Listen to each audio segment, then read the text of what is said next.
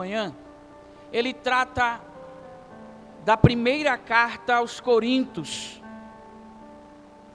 aonde nós sabemos, aonde Paulo escreve próximo à segunda, ao término da segunda, ao começo da terceira viagem missionária, aonde anos passados ele tinha pregado na Grécia, e trazendo a palavra para aquele lugar, ele conseguiu formar uma igreja. Alguns estudiosos falam e declaram que essa primeira carta não foi a primeira carta, mas sim ela foi já a segunda carta aos Coríntios. E a terceira carta se torna a quarta, onde a primeira e a terceira carta praticamente foi perdida. Mas no tratado de Paulo aos Coríntios, nessa carta que nós lemos, ele já trata de uma forma mais abundante o povo. Ele já trata o povo de uma forma como um pastor mais duro, mais severo, aquele que doutrina, aquele que ministra uma doutrinação mais pesada para o povo se equilibrar na obra do Senhor, para o povo ter um alicerce cristão, para o povo não se desviar. É tão provado isso, que teve um ato na igreja muito grave, onde um filho, ele trai o seu próprio pai com a esposa do pai, e aquilo ali trouxe para a igreja uma coisa muito ruim, trouxe para a igreja um peso tremendo, uma igreja que a fila dava-se por ela, para as pessoas profetizarem, uma igreja que tinha os 9 dons ali com eles, uma igreja que tinha uma graça tremenda, mas faltava um pouco do conhecimento, faltava um pouco da revelação, faltava um pouco do amor, que é tão provado isso, que Paulo depois ele transmite o amor para a igreja, que não é aquele amor fingido, aquele amor humano, mas sim aquele amor fraternal. Paulo explica isso aos Coríntios, e nesse ato da primeira carta, Paulo foi tão duro, foi tão seguro, que ele mandou a igreja expulsar o jovem. Ele disse que até entregava o jovem às mãos de Satanás. Ele quis dizer que não tinha mais jeito. Mas deixa eu dizer uma coisa aqui, já para abrir essa manhã para você: tem jeito sim para tudo. Não tem jeito para tudo não, pregador. Se morrer, acabou se morrer sem Cristo, porque se morrer com Cristo tem jeito, tem uma eternidade toda para você viver com Ele, tem uma eternidade toda para você ter paz, tem uma eternidade toda para você não ter mais choro, não ter mais dor, não ter mais luta, não ter mais prova. E isso só sara, e isso só se dá, e isso só se ganha com o meu Jesus Cristo. O apóstolo Paulo, ele trouxe aos Coríntios essas realidades. E no capítulo 15, aonde nós lemos, o apóstolo Paulo, ele fala de uma dúvida que os coríntios tinham, que era sobre a ressurreição. E até hoje essa dúvida, ela soa sobre muitas pessoas. Ressuscitar, ressurgir, renascer, reviver, são algumas palavras que definem. E os coríntios, eles traziam, por causa das leis da Grécia, sobre a forma da ressurreição, porque os gregos não acreditavam na ressurreição, mas sim na reencarnação.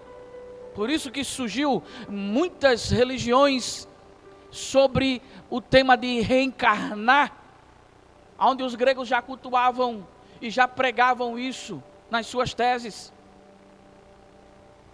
A igreja de Corinto sofria com isso. Ela tinha essa dúvida sobre reviver, porque os apóstolos pregavam sobre a reencarnação, sobre a ressurreição. Mas eles não acreditavam naquilo. Como é que nós vamos ressuscitar de novo? Como é que o corpo vai voltar à vida? Como é que quando a morte chegar, e levar a pessoa. Voltamos a viver, porque para os gregos existia um Deus que representava a morte, que representava o caos, que representava toda a destruição. E aquele Deus ele era preso, aonde um outro Deus que eles tinham como o mais poderoso guardava e protegia a humanidade daquele outro Deus da destruição. Que se não fosse essa junção de luta sobre essa potestade que eles achavam que existia, a morte destruía todos de uma só vez, e ninguém suportaria essa grande e horrível morte desse Deus. Só que Paulo começa a explicar porque o pecado chegou através de um homem. O pecado chegou através de Adão. E quando o pecado chegou através de Adão, a morte também entrou na terra, o espírito da morte, como todo mundo já ouviu falar, já ouviu de pais, de professores, em filmes, em desenhos, sobre aquele ser, uma caveira, com aquela túnica, e aquele arguilhão na sua mão, aonde leva as pessoas.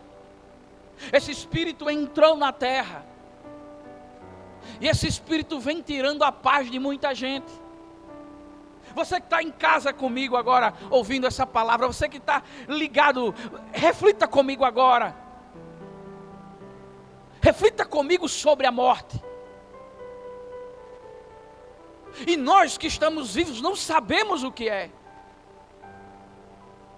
Se você for pegar a dúvida aí, você vai sentir aquela dúvida mesmo. Eu não sei quando eu morrer, o que vai acontecer. E olhe o que é depois da morte. Alguns dizem que acabou tudo. Afirmam isso. Só que o apóstolo Paulo, ele começa a dizer, olha, através desse homem, através de Adão, a morte entrou na terra, entrou na vida dos seres humanos, por causa do pecado. O pecado que gera a morte. Mas por outro homem, a morte teve que recuar. Por outro homem, a morte perdeu a batalha, perdeu a luta, perdeu a guerra. E esse homem, ele está nos quatro cantos da terra. E esse homem, ele está com os braços abertos dessa manhã. Ele está dizendo para você, filha minha, filho meu, eu ainda estou no controle de tudo. Eu te amo. Eu quero te dar a vitória. Eu quero te dar a paz. Eu quero te levantar dessa vida. Eu quero limpar as tuas feridas. Eu quero curar a tua alma. Eu quero mexer na estrutura da tua casa que está caindo. Eu quero fazer um negócio diferente hoje. Agora basta uma coisa. Crê em mim. É o único segredo da vida. O apóstolo Paulo fala da corrupção humana, onde a corrupção no corpo do pecado tira o homem, leva o homem para a morte espiritual. Mas também o apóstolo Paulo fala da graça, a graça que é dada a nós, favor imerecido, que nos leva para o céu, que nos dá vida. E que muitos estão aqui hoje por causa dela. Que muitos que venceram a morte, por causa dessa graça que até hoje transborda sobre a terra, Essa graça que até hoje está transbordando sobre a sua casa, sobre essa programação que todo dia entra no seu lar. Só basta você crer, só basta você dar um passo, e só basta você deixar que essa graça entre na sua vida. E quando Jesus chegou à terra, aonde? O próprio diabo, o inferno, eles começam a temer Jesus. Só que quando Jesus começa o seu ministério, se você analisar os evangelhos de Cristo, é o evangelho de vida. O evangelho de Jesus Cristo é um evangelho de vida. É um evangelho que não dá hoje para ser 100% copiado. Por quê? Porque era um evangelho que o próprio líder não perdia a fé. O próprio líder não perdia a graça. Aonde ele chegava, pessoas eram curadas. Aonde ele tocava, pessoas eram libertas. Quando ele falava, pessoas ficavam observando horas e horas, sem pensar na hora, sem pensar no trabalho, sem pensar no que vai comer, sem pensar em nada, e dizer: quem é este que fala essas palavras que toca na alma e toca no coração? E hoje ainda está isso, mas hoje muitas pessoas querem mudar isso. Pessoas querem trazer um evangelho diferente, um evangelho que lhe promete, um evangelho que lhe enriquece, um evangelho que traz para você estrutura. Ei, meu irmão, quem prometeu isso no mundo foi o diabo. O diabo prometeu a riqueza, prometeu a grandeza, prometeu você ser grande. Lá ele prometeu a Jesus no deserto, e Jesus não quis. Jesus recuou, porque Jesus preferiu a palavra, porque a palavra tem poder de curar, de reviver. A palavra tem poder de dar vida, de ressuscitar. A palavra tem poder de se manifestar entre a sua alma, o seu espírito, e trazer uma vida nova. A única coisa que Jesus prometeu foi a salvação, dada de graça, porque tinha que se cumprir um sacrifício. E eu vou provar que ele vence a morte. Quando nós lemos no versículo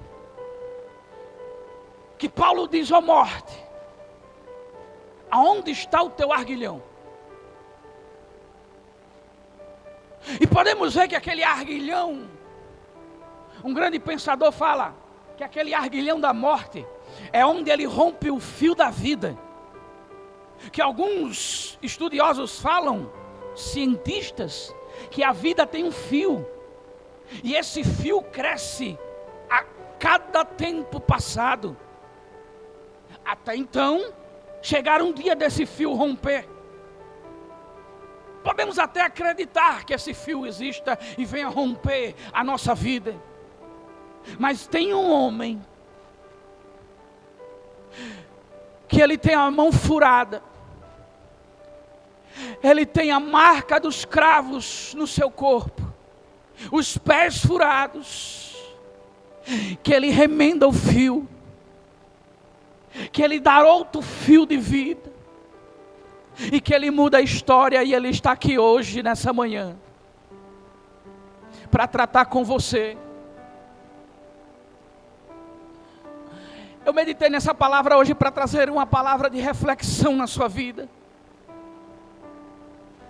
aonde nós podemos vencer a morte, sim, e podemos vencer com o Senhor Jesus Cristo. Jesus tinha voltado de Jerusalém, estava lá perto do Rio Jordão. Chegaram, pois, alguns lá da cidadezinha do seu amigo Lázaro, e disseram: ó mestre, Lázaro, ele está doente, Lázaro está ruim, Lázaro está perto de morrer. E Jesus explica: não, fica tranquilo que ele vai dormir, isso não é para a morte, E Jesus começa a explicar sobre o sono da vida e o sono da morte para os discípulos. Depois de 2 dias, Jesus disse: vamos lá. Já tinham se passado aproximadamente quase 3 dias. Quando Jesus chegou lá, ficou nos 4.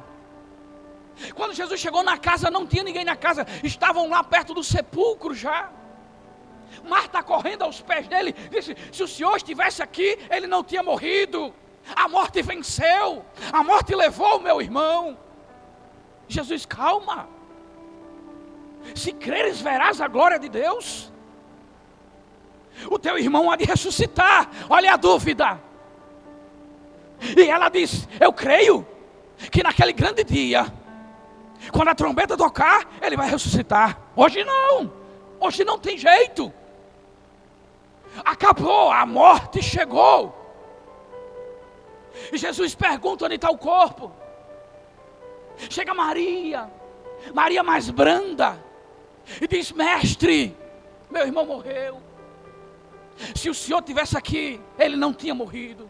Disse: Maria, se creres, tu vai ver o que vai acontecer aqui hoje. O teu irmão há de ressuscitar. Maria disse: eu creio. Chegaram-se, pois, a pedra já estava cravada no túmulo. Jesus viu todo mundo chorando, as carpintadeiras chorando, o povo triste. Jesus chora de emoção com a dor do ser humano. Jesus chora com a sua dor, com a sua luta, com os seus problemas. Só que Jesus diz: é necessário tirar a pedra.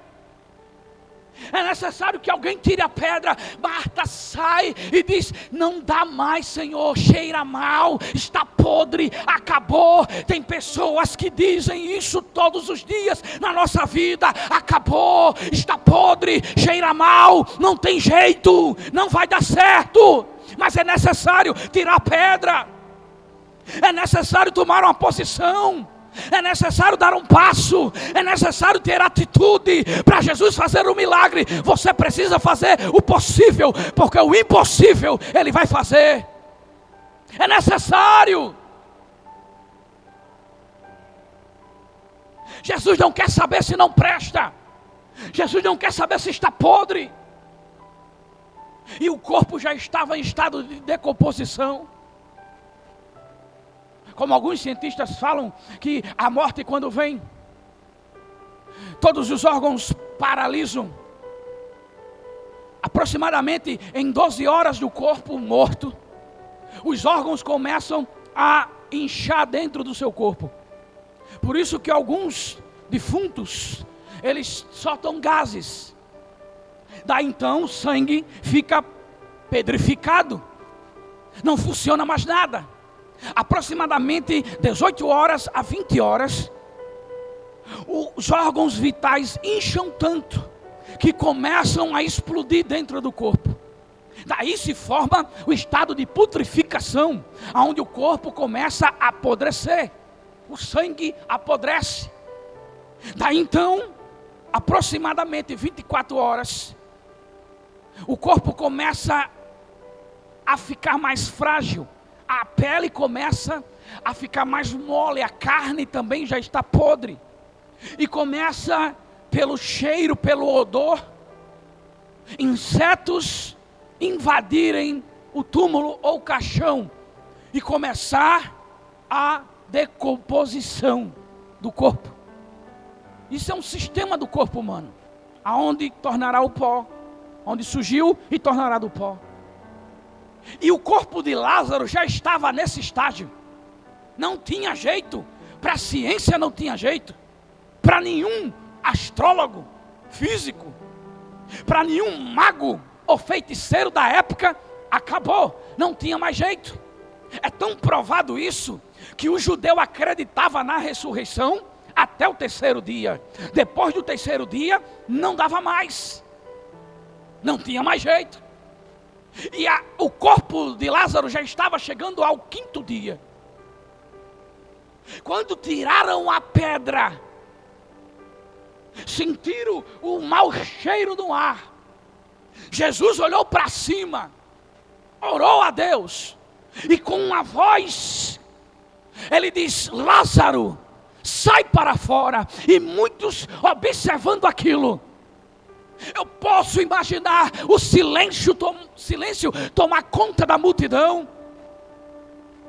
Alguns curiosos dizer: eu não vou, eu não acredito, não vai acontecer nada, esse homem veio passar vergonha. E de repente, aquele mau cheiro acabou no ar. Por quê? Porque o corpo tinha que ser ressuscitado. Imagine lá no céu, pega isso comigo agora. Imagine lá no céu, depois que Jesus falou: Lázaro, sai para fora, Deus imediatamente dizendo ao corpo: corpo, volta tudo agora.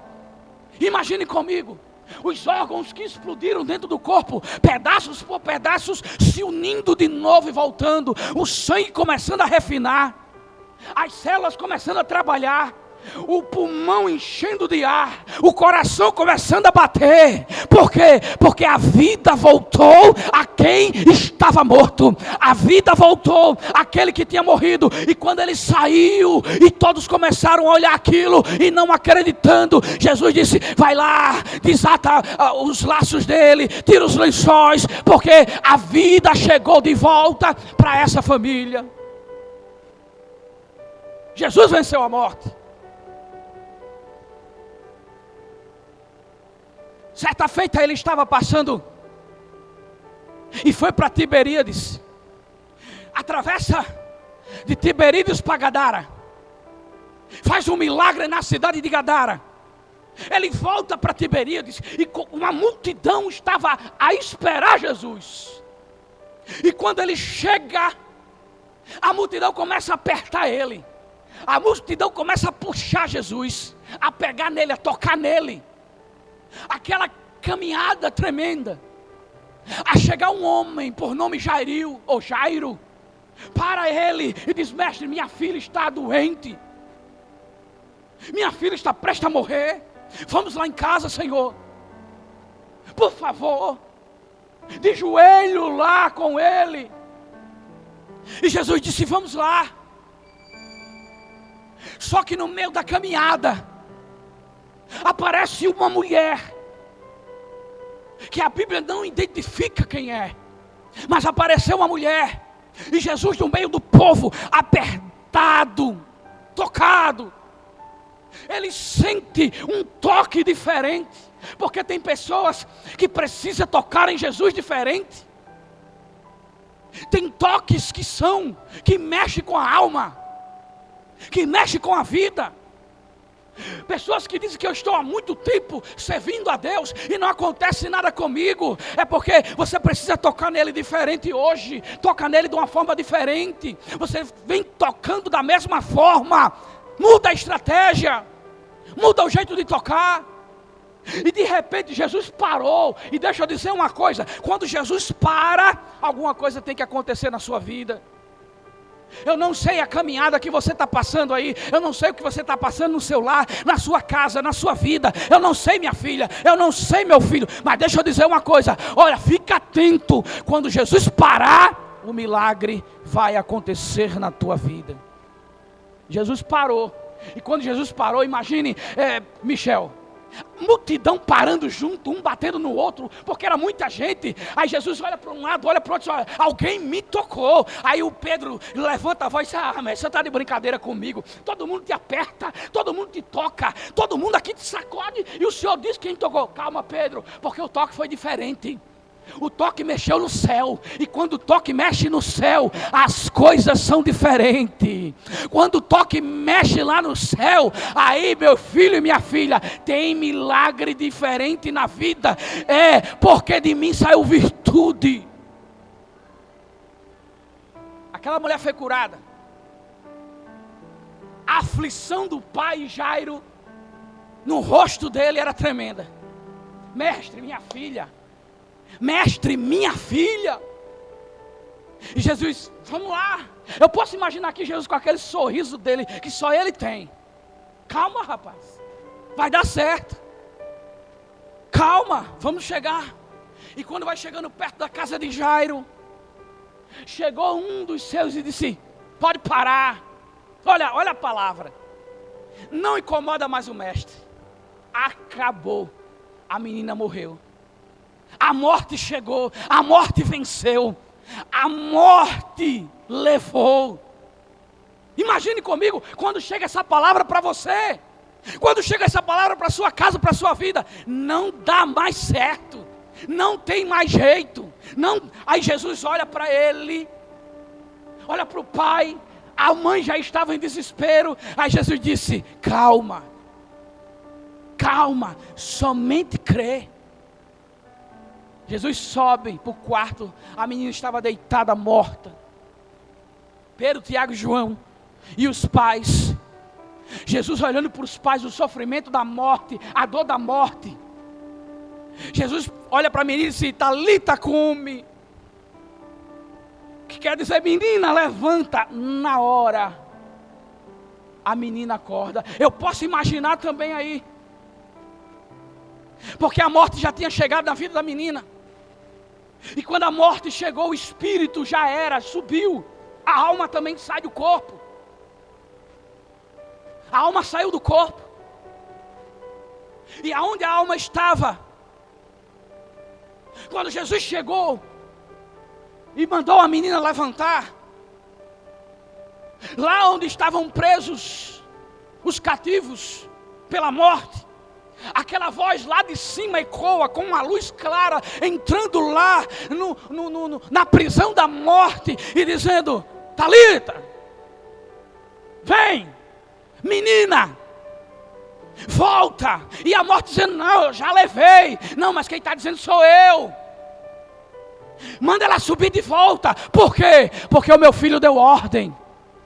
Olha, o Filho do Homem tem ordem na tua vida nesta manhã. O Filho do Homem tem palavra para você. O Filho do Homem declara para você que vai chegar vida.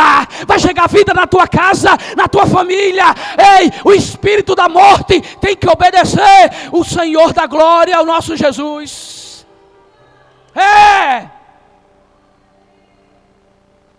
E a menina ressuscitou. Olha aí. Outra feita. O mestre vinha com uma caravana alegre. Imagina comigo. Quem andava com Jesus não tinha tristeza. Quem andava com Jesus não tinha tristeza. Por quê? Porque inundava de alegria por causa da presença dele. A presença dele tem alegria. E a caravana vinha alegre porque pessoas eram curadas imediatamente. A palavra dele trazia paz. E quando Jesus estava chegando lá no lugar, na porta de uma vila, por nome Naim, imagina comigo, ia saindo da vila um povo, levando o esquife, chorando a dor da morte. Pessoas que não estavam alegres, pessoas que não tinham motivo de alegria nenhum. Por quê? Ia enterrar uma pessoa, um ente querido. Ia enterrar alguém que tinha uma vida inteira pela frente. Uma mãe ia enterrar um filho. A mãe já tinha perdido seu marido. E deixa eu dizer uma coisa aqui agora interessante. Algumas pessoas falam que a maior dor que existe na terra é a dor do parto. É uma dor que falam que é insuportável, mas as mulheres suportam para ter os seus filhos, mas dizem que é a dor do parto. Outros dizem que é o tal do cálculo renal. Também pode até ser, mas a maior dor que existe, pega isso aqui nessa manhã, é a morte de um filho.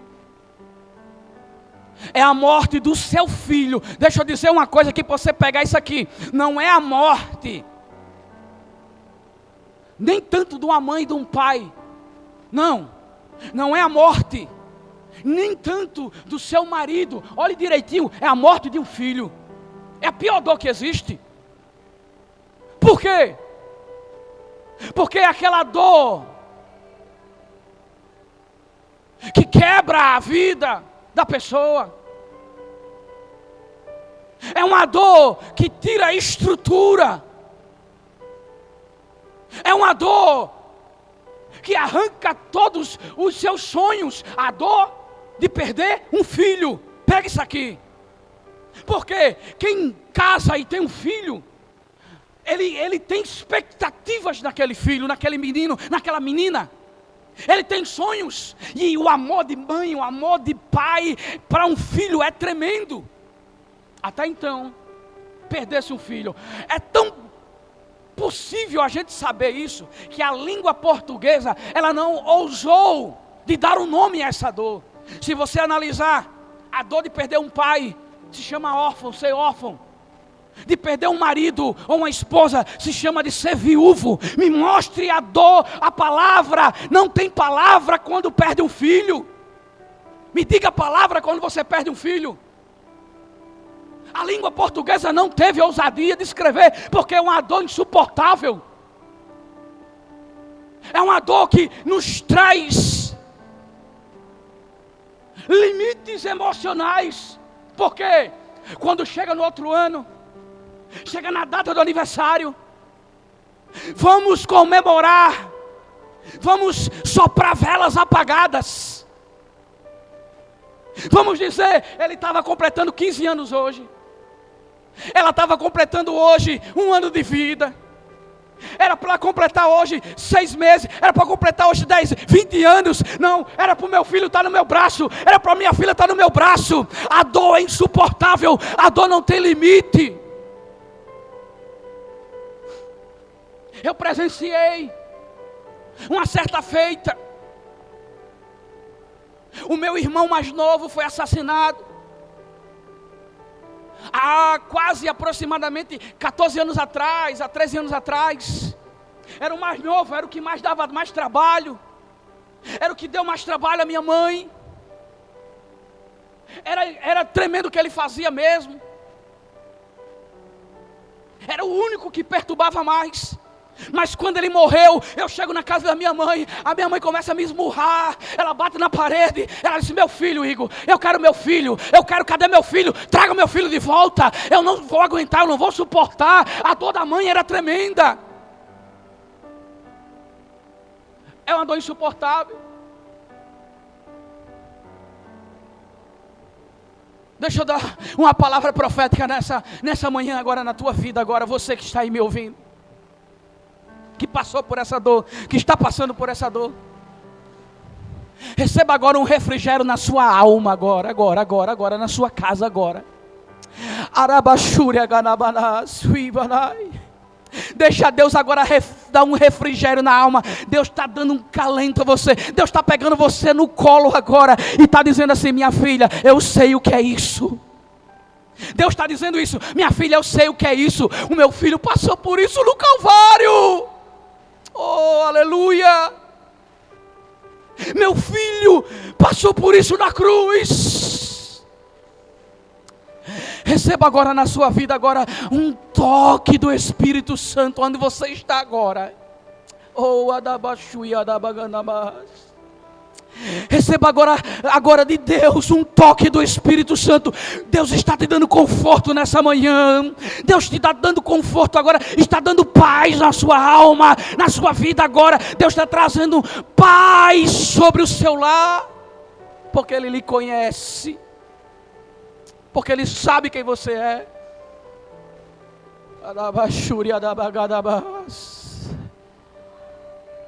Oh, aleluia! Aquela mãe estava passando por isso. Perdeu o marido. Deu para suportar. Porque você pode ter outro marido, ter outra esposa, fazer outra família. Agora filho, aquele que saiu de você, você pode até ter outros, mas aquele vai ficar cravado em você. Aquele você não vai esquecer nunca. Porque os anos vão passar, você pode até ter pego ele nos colos, pequenininho, novinho, mas para você é aquela mesma imagem no seu coração, e você pode ter, era para estar grande, era para estar aí louvando na igreja, era para estar pregando a palavra, era para estar distribuindo folheto, fazendo a obra, era uma coisa grande na mão de Deus, mas Deus levou, porque Ele teve propósito maior. A mãe vinha em lágrimas. E ele diz: calma aí, gente. Conjecturar agora. Para um pouco o barulho. O povo que vinha alegre. E Jesus, quando o velório passava, o enterro passava, Jesus parou. Parou. Interessante que a Bíblia diz que parou. Jesus parou o enterro. Só isso aqui dá uma mensagem tremenda. Jesus está parando enterros. Jesus está parando mortes espirituais. Jesus está parando morte física.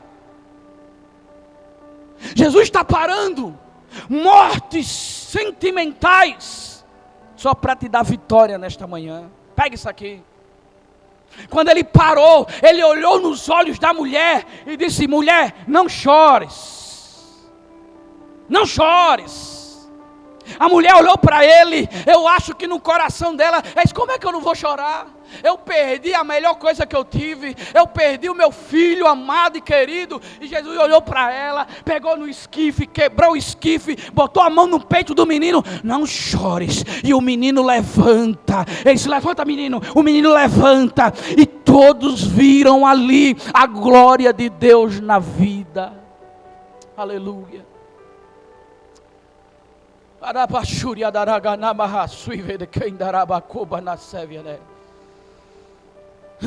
Deus está parando agora na sua vida enterros. A morte vai cessar. A morte vai parar. Eu vou terminar. Último estágio da morte com Jesus. Último estágio. Jesus é levado para o sacrifício, é espancado vivo. A madrugada apanhou, na manhã seguinte foi julgado. O povo declara Barrabás melhor do que ele. Pega uma cruz feita para Barrabás e coloca sobre ele. Ele leva a cruz pesada. Chegando até o Calvário, já estava com a coroa cravada na sua cabeça de espinhos, cheio de cortes, cheio de dor. Estica um braço dele, estica tanto que desloca o ombro e crava um prego. Estica o outro que desloca e crava outro. Prega os seus pés, levanta a haste e furam com a lança.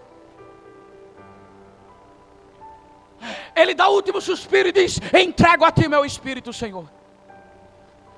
Jesus morreu, a terra tremeu, o sol escureceu, o véu foi rasgado de alto a baixo. E eu posso imaginar aqui Jesus chegando. Eu vou conjecturar aqui, meus irmãos, só conjecturar. Os pregadores falam que teve festa lá no inferno porque Jesus morreu. Não teve festa nenhuma, porque a morte de Jesus foi vitória. Mas Jesus desceu as partes baixas da terra. Eu posso imaginar Jesus lá, e a morte disse: está vendo que eu lhe pegava? Está vendo que eu ia lhe trazer para cá? Agora fica aí. E passa o sábado.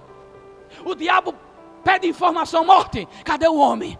Tá quietinho aqui, rapaz, acabou, vencemos. Tá bom, segura o homem aí.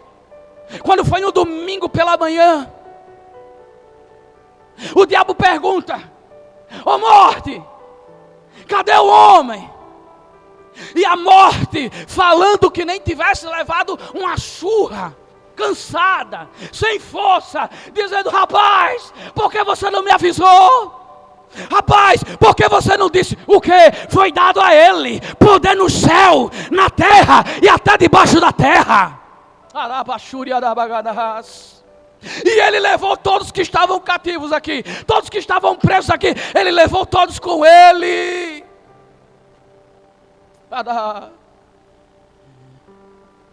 Jesus ressuscita. Os discípulos veem Jesus. Jesus come, passa por parede, passa aproximadamente 40 dias. E ele sobe. Vou terminar. Lá em Atos dos Apóstolos, todos começam a olhar para cima e dizem: o anjo aparece e diz: varões, esse que vocês estão vendo subir, um dia vai descer, rapaz, calma, tem que cumprir. Jesus sobe, e eu posso imaginar aqui, ele chegando até o céu atmosférico, estrelas, astros, lua, sol. Quando ele vai chegando perto, o corpo ainda ressuscitado, não o corpo glorificado, e ele passa pelo céu atmosférico, e ele chega até o céu de potestade e principado, aonde a potestade teve que abrir, aonde os principados teve que recuar, não fizeram como Daniel. E quando ele passa pelo aquele sistema espiritual, o corpo dele já começa a mudar, até ele chegar o céu de glória, a porta do céu de glória. Os seus olhos já são como chama de fogo, o cabelo são branco igual a neve, estava com um vestido de linho fino, branco, salpicado de sangue, na coxa escrito Rei dos Reis, Senhor dos Senhores, os pés reluzentes como um latão que acabou de sair da fornalha, e a sua boca saiu uma espada afiada de 2 fios. E eu posso imaginar, quando ele vai chegando às portas, lá no Salmo 24, um anjo olha para o outro e diz de longe: levantai, ó portas, as vossas cabeças, levantai, ó entradas eternas. Aí o outro lá de baixo diz: por quê? Porque está entrando o Rei da Glória. Aí ele diz: e quem é este Rei da Glória? O Senhor dos Exércitos, o Senhor que vence a guerra, o Senhor que vence a batalha, o Senhor, Ele é o Rei da Glória. Jesus foi preparar lugar para mim e para você lá.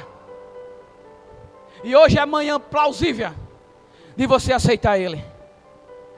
E eu quero fazer um convite agora especial para você. Aonde está você, alma cansada? Aonde está você que quer tomar uma decisão agora para Jesus? Digita aí: eu quero Jesus hoje. Eu quero mudar minha história agora.